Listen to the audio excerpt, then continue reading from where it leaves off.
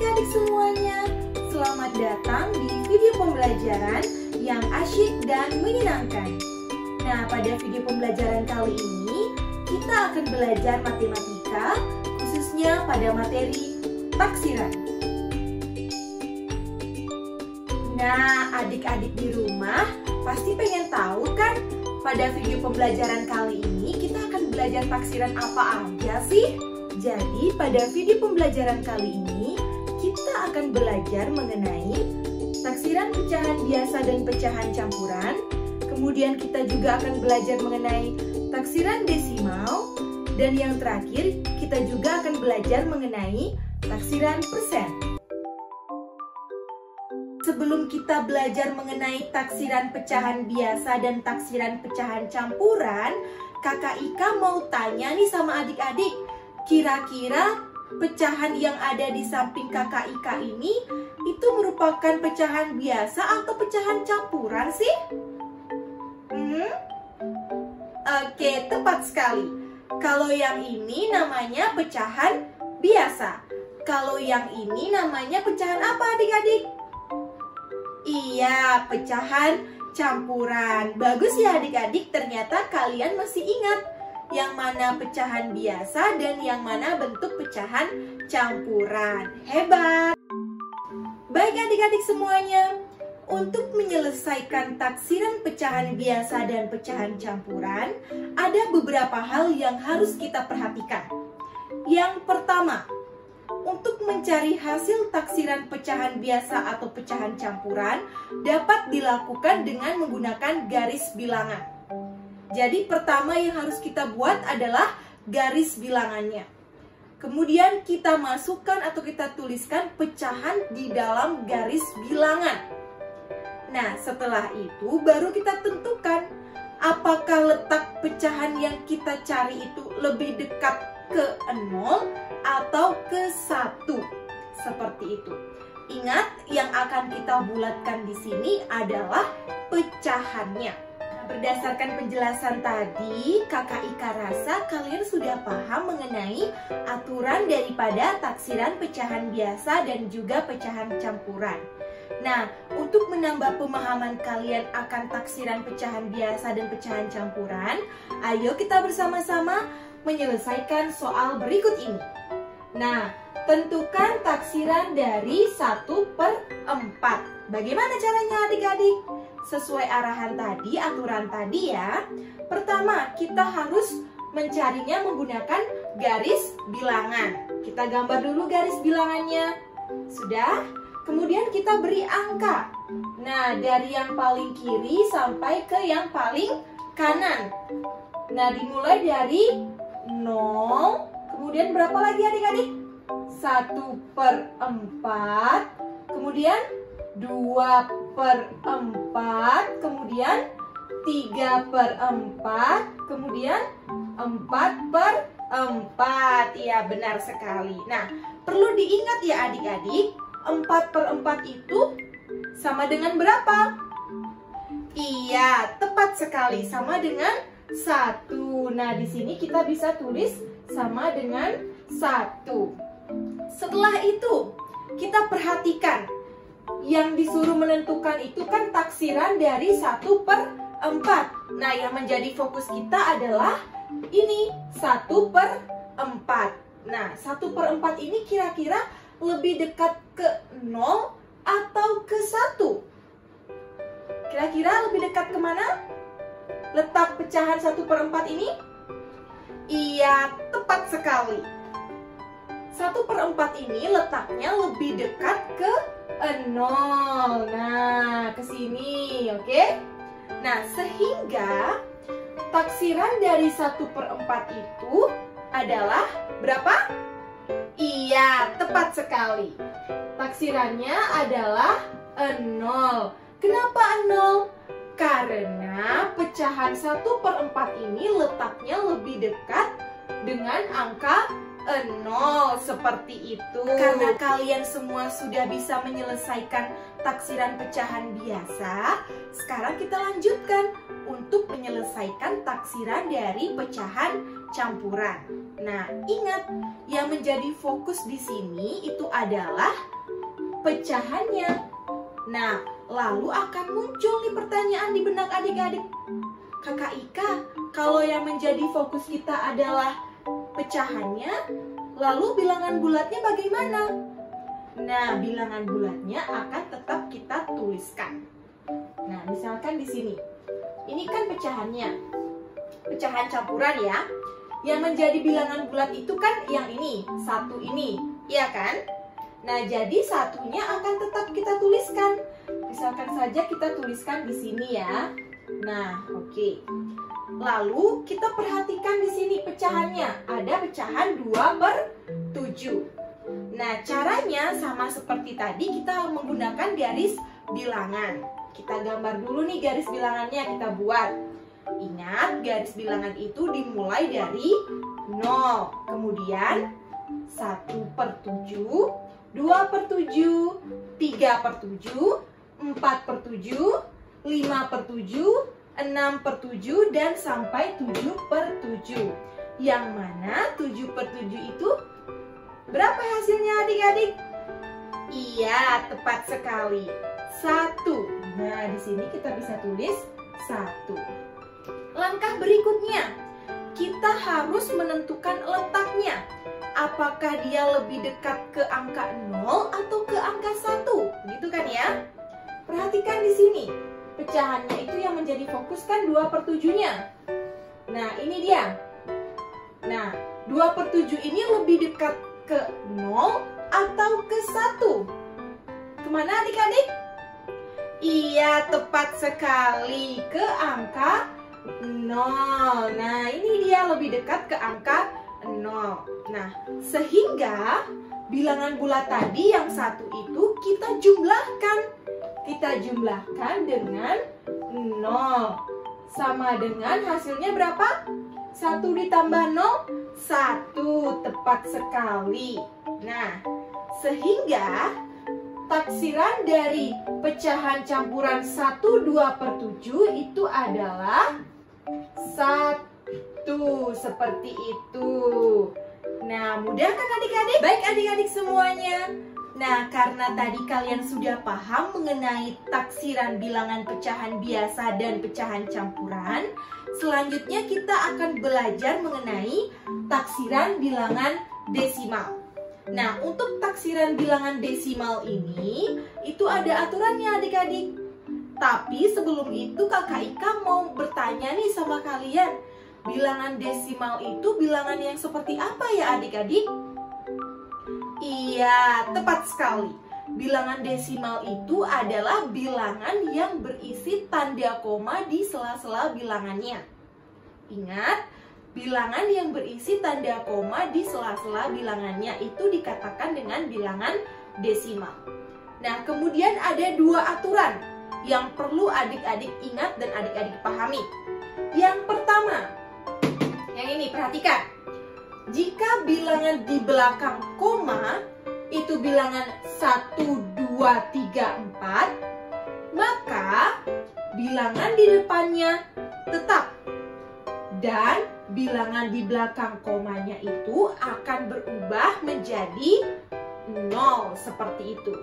Jadi kalau ada bilangan nih di belakang koma, bilangannya itu entah 1, 2, 3, atau 4, bilangan di depan komanya itu tetap bilangan itu, sedangkan bilangan di belakang komanya ini yang 1, 2, 3, atau 4 itu tadi akan berubah menjadi 0. Oke? Baik, untuk aturan yang kedua.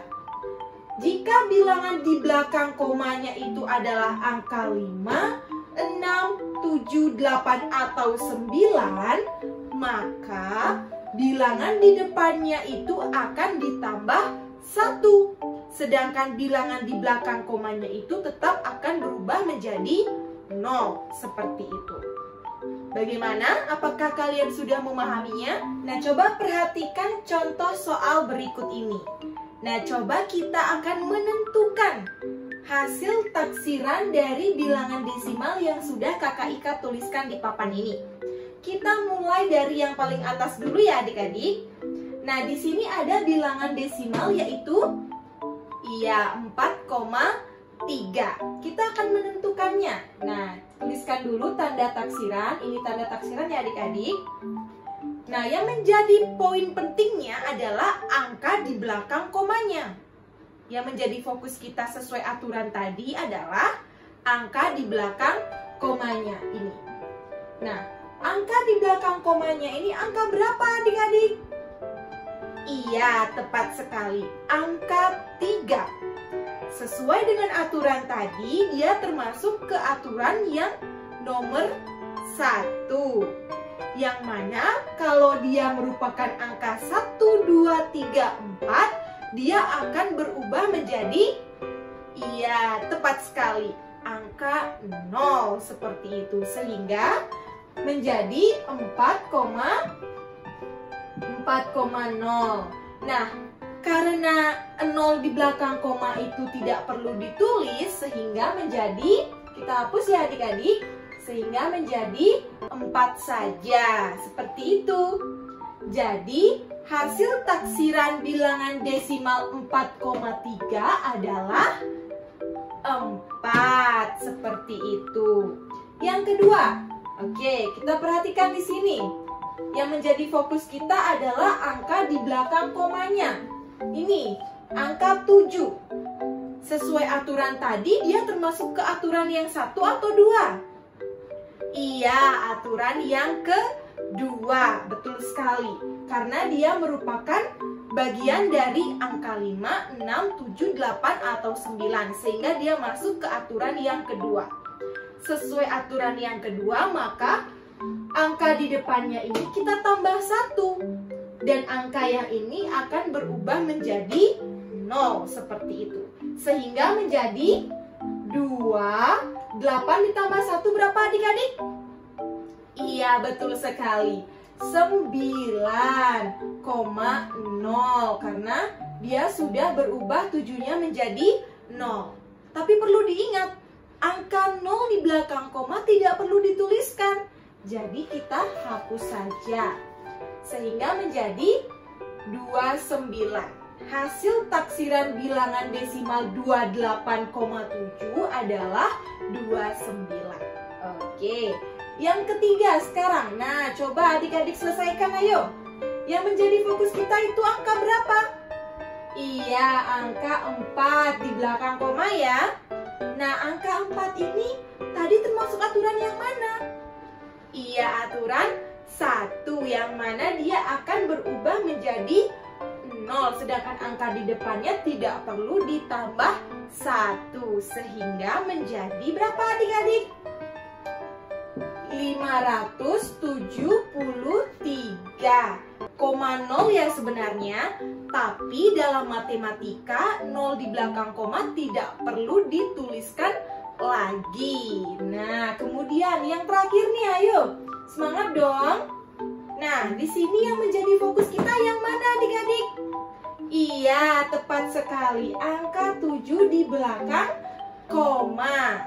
Nah, di sini dia termasuk aturan 1 atau aturan 2? Iya, aturan 2, yang mana angka di depannya kita tambah 1. Sedangkan angka 7 ini akan berubah menjadi 0. Sehingga menjadi 7.352. Karena satunya tadi ini sudah ditambah 1. Dan 7 ini berubah menjadi 0. Karena di belakang koma 0 tidak perlu dituliskan. Seperti itu. Bagaimana adik-adik? Mudah sekali bukan mengenai taksiran bilangan desimal itu? Baik adik-adik semuanya, selanjutnya kita akan belajar mengenai taksiran persen atau taksiran bilangan persen. Nah, taksiran persen atau taksiran bilangan persen ini dapat kita selesaikan dengan cara membulatkan semua suku yang ada sesuai dengan acuan persen. Nah, ada 2 aturan yang perlu adik-adik ingat dan yang perlu adik-adik pahami. Nah, jika ada angka 1, 2, 3, 4, ingat 1, 2, 3, 4 dia dibulatkan ke bawah. Oke? Sedangkan jika 5, 6, 7, 8, dan 9 itu dia dibulatkan ke atas seperti itu. Ingat ya 2 poin ini. Nah, untuk menambah pemahaman kalian mengenai taksiran bilangan persen, mari kita selesaikan contoh soal berikut ini. Nah, berapa sih hasil taksiran 56% dari 125? Nah, coba kalian perhatikan di sini. Kita akan mencari taksirannya atau mengkira-kirakan. Nah, kita mulai dari yang persennya dulu ya. Yang 56% ini.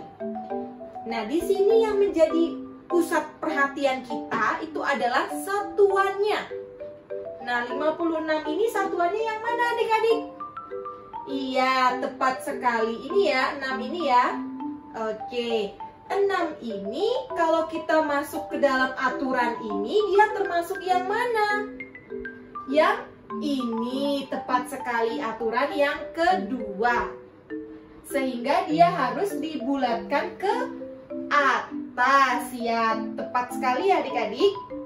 Nah, tuliskan berarti jika dibulatkan ke atas, yang ini kita tambah 1, yang ini menjadi 0. Oke, sehingga 56% ini jika kita bulatkan menjadi 60% seperti itu. Oke? Benar sekali. Kemudian yang menjadi pusat kita adalah 125. Ini kan susah ya. Kita akan mentaksirkan ini dulu. Yang menjadi pusat kita adalah yang mana adik-adik? Iya, tepat sekali. Puluhannya. Puluhannya ini angka berapa? Angka 2. Angka 2 masuk ke aturan 1 atau ke aturan 2? Aturan 1, sehingga dibulatkan ke bawah. Kalau dibulatkan ke bawah, itu artinya ini berubah menjadi 0. Angka yang di belakangnya pun ini juga akan berubah menjadi 0. Sehingga 125 ini kita bulatkan ke bawah. Menjadi berapa adik-adik? Iya, tepat sekali. Dari ya, tulis lagi ya, menjadi 100. Karena kita sudah bulatkan dia ke bawah. 2-nya ini diubah menjadi 0. Angka di belakangnya menyesuaikan menjadi 0. Kita selesaikan bersama-sama. 60% dari 100. Berapa adik-adik? Oke, 60% itu artinya kan 60 per 100 dikali 100. Ya, benar kan? Nah, yang ini sama ini kita bisa sederhanakan. Masih ingat kan caranya? Tinggal kita, nah, coret nolnya, sehingga sisa benar, sehingga menjadi 60 seperti itu. Jadi hasil taksiran 56% dari 125 itu adalah, iya, tepat sekali, itu menjadi 60 dengan cara seperti ini. Bagaimana? Mudah bukan adik-adik? Nah, karena Kakak Ika rasa kalian sudah memahami mengenai materi pembelajaran kali ini, yaitu taksiran, jadi Kakak Ika minta kalian untuk menyelesaikan soal yang sudah Kakak Ika buatkan ini. Nah, dikerjakan pada lembar kertas ya adik-adik, sesuai dengan apa yang sudah Kakak Ika sampaikan tadi. Selamat mengerjakan adik-adik. Nah, sebelum Kakak Ika akhiri pembelajaran kita kali ini, Kakak Ika ingin menyimpulkan apa saja yang sudah kita pelajari bersama.